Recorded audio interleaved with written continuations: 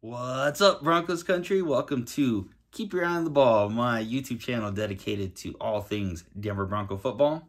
As usual, I will have my weekly keys to victory, this time versus the incoming Cleveland Browns, and will also be taking questions from you, the audience. This week's question, I tried to shorten it up, but it really couldn't be shortened to anything what I did now. So if I went too long, I'm sorry.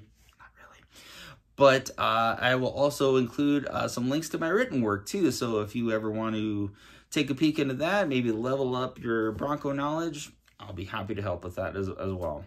So since we probably all had a little bit too much food yesterday, let's waddle into the episode.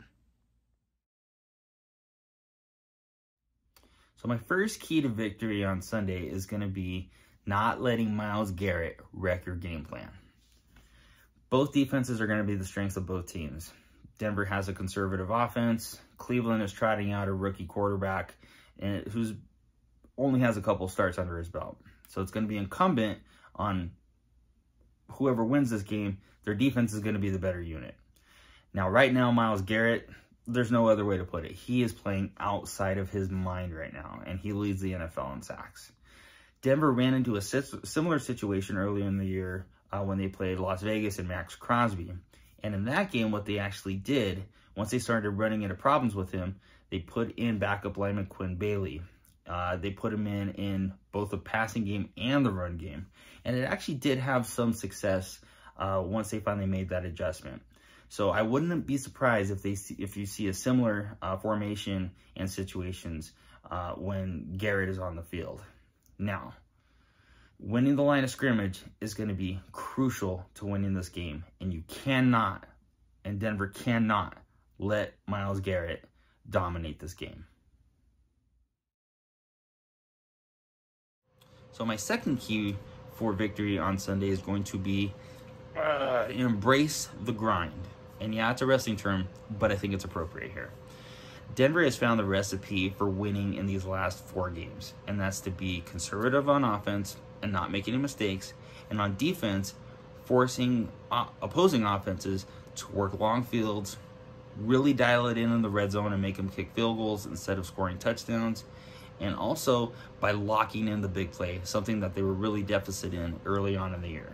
Now, how this applies to Cleveland is that they're going to need to do the same thing. They're going to need to harass Dorian Thompson-Robinson and force him into a couple mistakes to get short fields.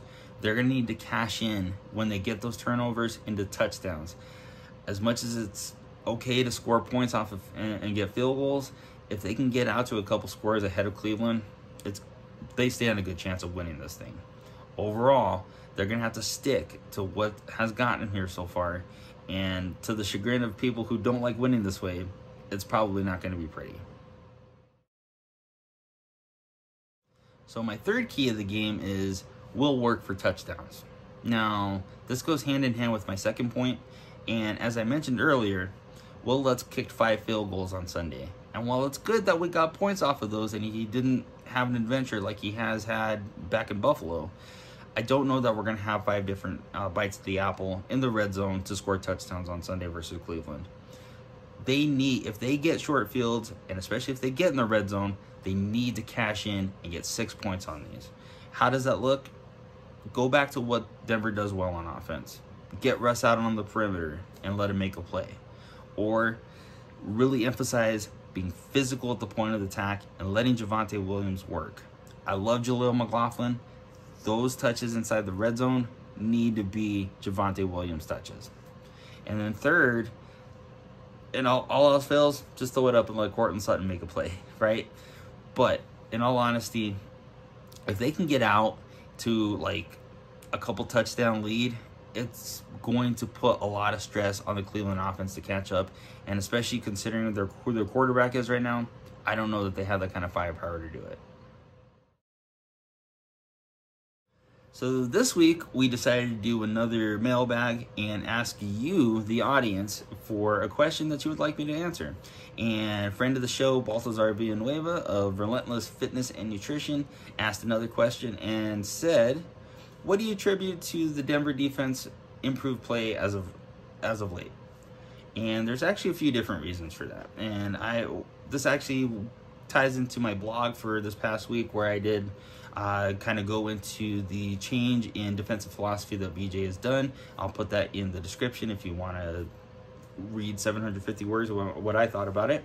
But the first one is change in defensive philosophy. Now, what do I mean by this? When you see the game plan versus Vegas and Washington and Miami at the beginning of the year, you saw a read and react defense.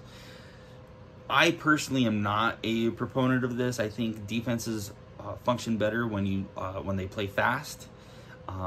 Some defenses do, some defenses don't. What the personnel that Vance Joseph has at his disposal didn't work. I mean, we saw that it didn't work. Now, when you fast forward to the current win streak, you're seeing them play in less zone. You're seeing them blitz more. You're seeing them with an emphasis on creating turnovers. And proof is in the pudding so far. They're playing great, and they're playing in a style that really suits them. The second key was changing the personnel. Now, I thought it was a bit of a scapegoat move when they benched Frank Clark, traded Randy Gregory, and cut Essang Bassey.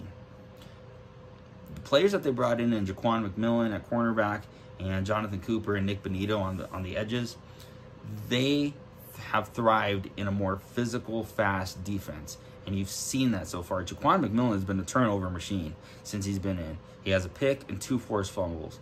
Bonito's leading the team in sacks. Cooper's not far behind him.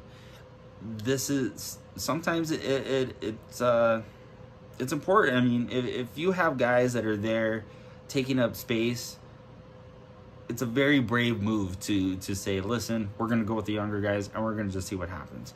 And in this case, the roll of the dice worked. And the third key is accountability at the top. It would have been easy for Vance Joseph to say, listen, this is my defense. I know how I like to play defense. The players are going to have to get in line. And frankly, it wouldn't have been a shock considering when he was the head coach of all we had a great week of practice jokes that were out there. So what he actually did is, he changed his defensive philosophy. And I think you need to give him some credit for that. Again, I am not the biggest Vance Joseph fan, but you have to give him credit for throwing out what didn't work and now getting his charges to actually play in the style that suits them better. And obviously a 4-game win streak, the proof is in the pudding that it's working. Well, that concludes another episode. This is episode 9, which has gone 8 episodes longer than what I thought it would be, which is impressive, and I'm proud of that. But in all seriousness, I've had a blast producing these. The interactions that I've got with people, I've already gotten subscribers, likes, comments. It's all been fun. If you watch this, leave me a comment, leave me a like, give me a share, give me something, and give me something to interact with. I love interacting with people that are watching the show. And until next time, keep your eye on the ball. Have a good week.